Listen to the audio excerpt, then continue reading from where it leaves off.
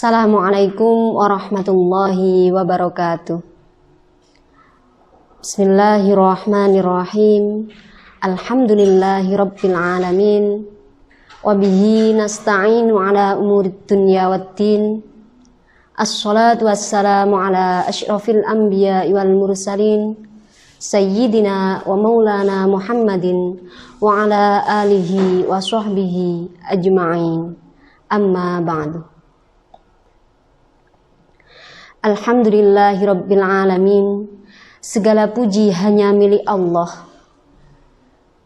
Segala zat yang maha ghafur, zat yang maha syukur, yang telah memberikan beribu-ribu nikmat yang tidak terukur. Nikmat iman, nikmat Islam, sampai nikmat sehat walafiat, sehingga kita masih diberi kesempatan untuk berjumpa dengan bulan yang penuh berkah ini, yakni bulan Ramadan yang mulia. Salatullah wassalamuhu biqauli Allahumma sholli ala sayyidina Muhammad. Semoga tetap tercurah limpahkan kepada Nabi akhir zaman, seorang Nabi yang lahirnya saja membuat goncang alam semesta, membuat heboh para malaikat Allah Subhanahu wa ta'ala, yang kalau bukan karenanya tidak akan Allah ciptakan alam semesta ini. Siapakah dia?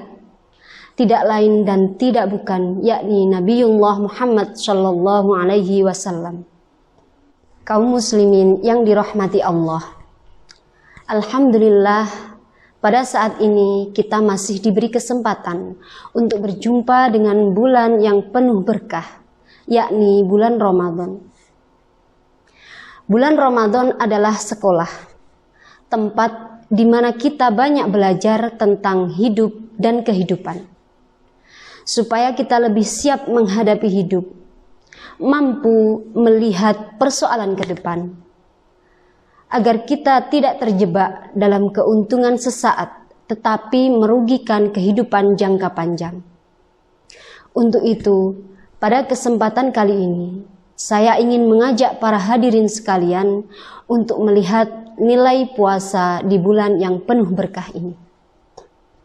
Kaum muslimin yang dirahmati Allah, Islam telah menempatkan kedudukan puasa pada tempat yang tinggi, termasuk dalam kategori rukun Islam yang 5, karena puasa merupakan pendidikan perorangan atau individu yang buahnya bisa dipetik dalam masyarakat, menjelma dalam bentuk masyarakat yang penuh kasih sayang, penuh sifat gotong royong dan toleransi, sehingga membawa kerukunan dan kedamaian. Dalam hal ini Allah berfirman dalam hadis qudsi yang berbunyi, An Abi Hurairah radhiyallahu an, qala Rasulullah sallallahu alaihi wasallam, qala Allah, kullu amali bani Adam lahu illa syiyam fa innahu li wa ana ajzi bihi.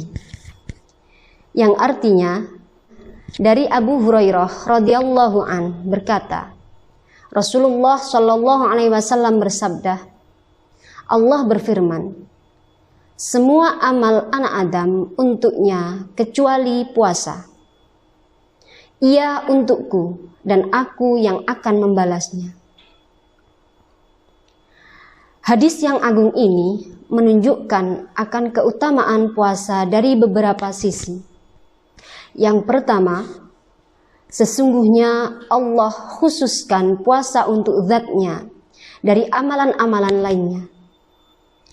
Hal itu karena keutamaan puasa di sisinya, cintanya padanya, dan tampak keikhlasan padanya untuk Allah Subhanahu wa ta'ala.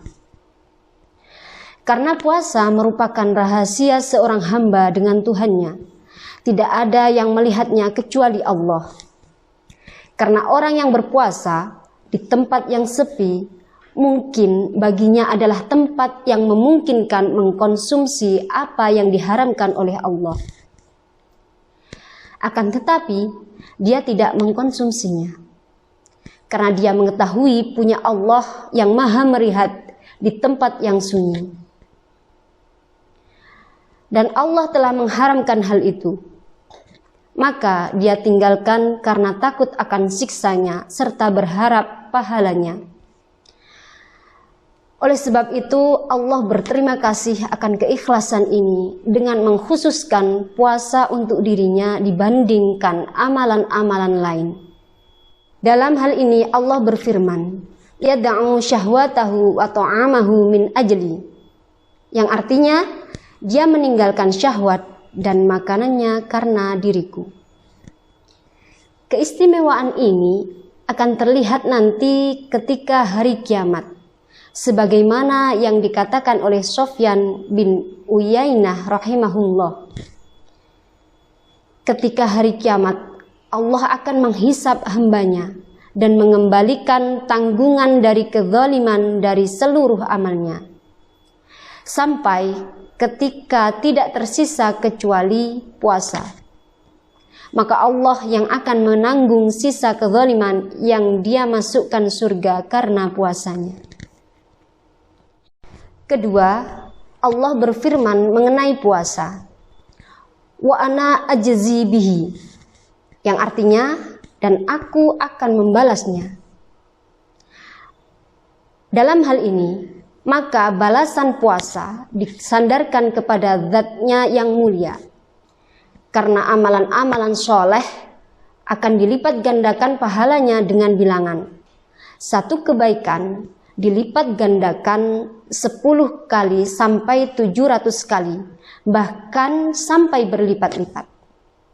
Sementara puasa, maka Allah sandarkan pahalanya kepada zatnya tanpa ada kadar bilangan.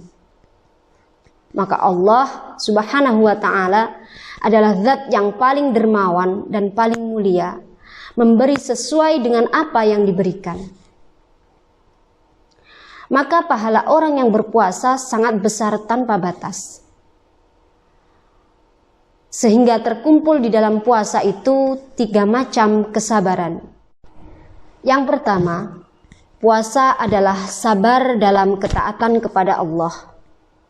Yang kedua, puasa adalah sabar dari yang diharamkan Allah.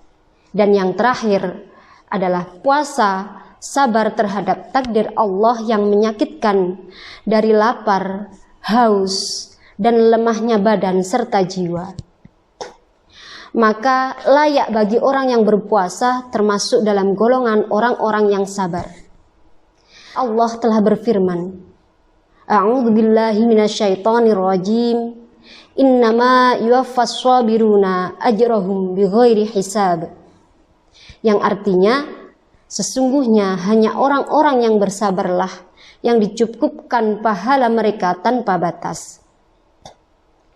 Kaum muslimin yang dirahmati Allah, dari uraian tersebut, kiranya kita dapat ambil intisari dari nilai puasa, yakni puasa yang dilakukan dengan ikhlas menurut tuntunan syara', penilaian ganjaran pahalanya yang besar langsung dari karunia dan rahmat Allah yang maha pemurah lagi maha penyayang.